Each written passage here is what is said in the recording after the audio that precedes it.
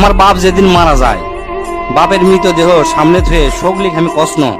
আমার বাপ যার কাছ থেকে টাকা ধার লিছে বা যাই যাই টাকা পায়, শোকলি আমার কাছে জানাবেন, আমি শোকলি ঋণ শোধ করে দেবো। এই কথা শোনার সাথে সাথে আমার বোন হাত ঝাঁকি দিয়ে বলল, ভাই তুই শোধ করবো কেঙ্গা করে?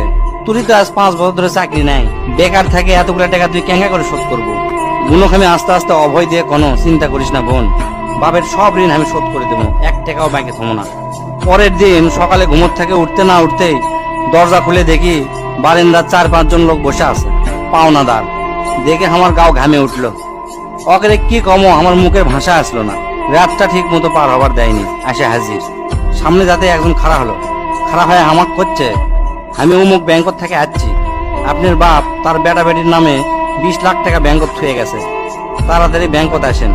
বাদ বাকি 4-5 জন যারা আছে তারা শোকলি করছে, আমাকে সমিতিতে আপনার বাপ 20 টাকা করে জমা করেছিল, আরেকজন করছে 50 টাকা করে জমা করেছিল, আরেকজন করছে 100 টাকা করে জমা করেছিল। এল্লার টাকা নেওয়ার জন্য আমাকে সমিতি অফিসে আসেন।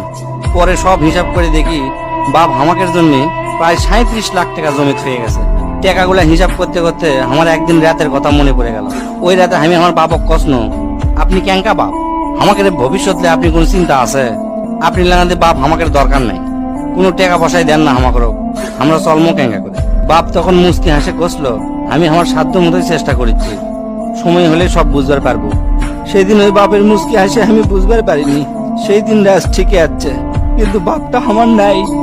মাঝে মাঝে রাতের বেলা আকাশের দিকে তাকে কই, বাবা আজ পর্যন্ত তোমাকে বুঝতে পারলাম না, তোমার উপর খালি রাগই করে গেছি, কিন্তু তোমাকে জোরে ধরে কোনোদিন আই লাভ ইউ করতে পারলাম না।